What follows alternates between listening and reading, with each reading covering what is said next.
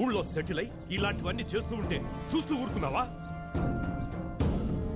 ఎక్కడుంటాడు వాడు? వెంటనే మామిడి తోటకు తీసుకురండి. వాడి సంగతి చూడాలి నేను.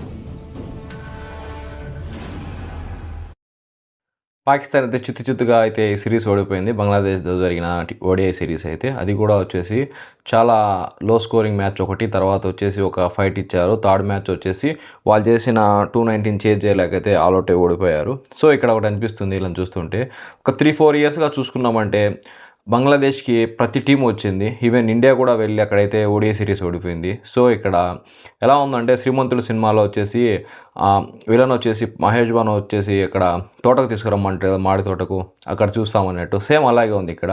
షేర్ ఏ బంగ్లా స్టేడియంలో ప్రతి మ్యాచ్ అయితే ఆల్మోస్ట్ వాళ్ళే గెలుస్తున్నారు. అక్కడికైతే ప్రతి టీం తెచ్చుకొని చూస్తుంటే ఇంకా ఇది డామినేషన్ అయితే జరిగేటట్టుంది. ఇంకా జరిగే సిరీస్లు కూడా ఏమన్నా ఉంటే సో అక్కడైతే పూర్తిగా వాళ్ళు అనుకూలంగా అయితే స్పిన్ పిచ్ తయారు చేసుకుంటారు. తర్వాత వచ్చేసి డామినెన్స్ కూడా అలాగే ఉంటుంది. దానికి ఉదాహరణ ఈ సిరీస్ పాకిస్తాన్ వర్సెస్ బంగ్లాదేశ్ మ్యాచ్లు జరిగినాయి కదా 3. సో ఇక్కడ లాస్ట్ ఒక 4 ఇయర్స్ నుంచి స్టార్ట్ చూసుకున్నామంటే ప్రతి మ్యాచ్ ఇలాగే ఉంది. ఎక్కడో అడపదడప ఇంగ్లాండ్ కానీ ఇండియా మ్యాచ్ గెలిచడం కానీ ఇలా అయితే జరిగాయి. కేజీఎఫ్ ఫస్ట్ పార్ట్లో డైలాగ్ ఉంటుంది, ఎవడ్రా జనాలను కొట్టి డాన్ అయింది, నేను కొట్టిన వాళ్ళు అందరూ డాన్లే అని. సో ఇక్కడ వచ్చేసి ఆ సీన్ ఇక్కడైతే పనికొస్తుంది. ఎందుకంటే బంగ్లాదేశ్ ఏం చిన్న టీములు కెన్యా లేకుంటే నేపాల్, యూఏఈ ఇలాంటి వాళ్ళని ఓడిపోలేదు.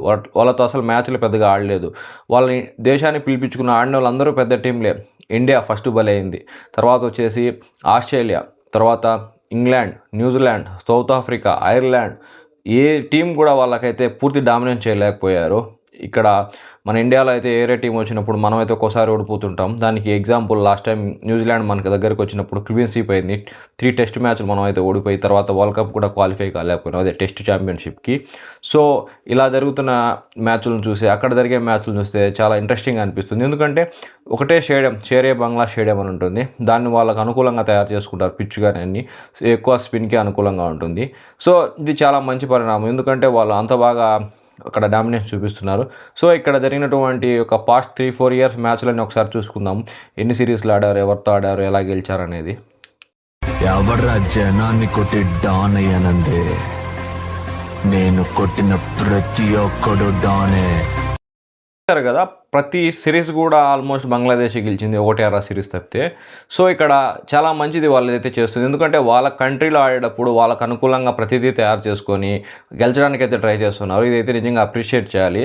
మనమైతే ఇక్కడ కొంచెం ఓవర్ యాక్షన్ చేసి ఇప్పుడైతే చాలా వరకు మ్యాచ్లు అయితే ఓడిపోతున్నాం. ఒకప్పుడు ఇండియాకి వచ్చి టెస్ట్ సిరీస్ గెలిచాలంటే పెద్ద ఆస్ట్రేలియా కానీ తర్వాత ఇంగ్లాండ్ కానీ కష్టంగా ఉండేది. ఒక 5 మ్యాచెస్ టెస్ట్ సిరీస్ ఉంటే ఒక మ్యాచ్ వాళ్ళు గెలిచినా కానీ గొప్పగా ఫీల్ అయ్యేవాళ్ళు.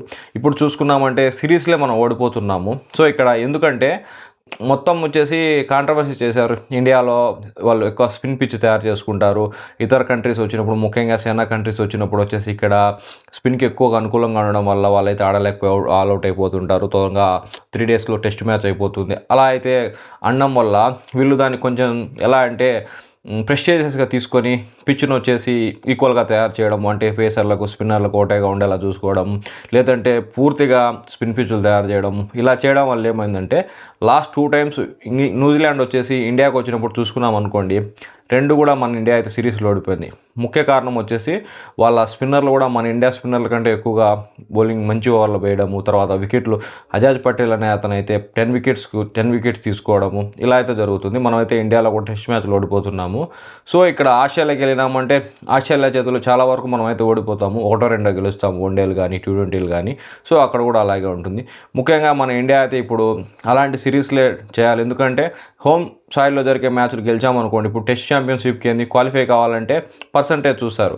సో హోమ్ సాయిల్లో జరిగే మ్యాచ్లన్నీ మనం గెలిచామనుకోండి, అవుట్ సైడ్ వెళ్ళినప్పుడు అక్కడ ఒక 25% మ్యాచ్లు గెలిచినా కానీ ఒక 70 అలా మనకైతే పర్సంటేజ్ ఉంటుంది క్వాలిఫై అయ్యేదానికి.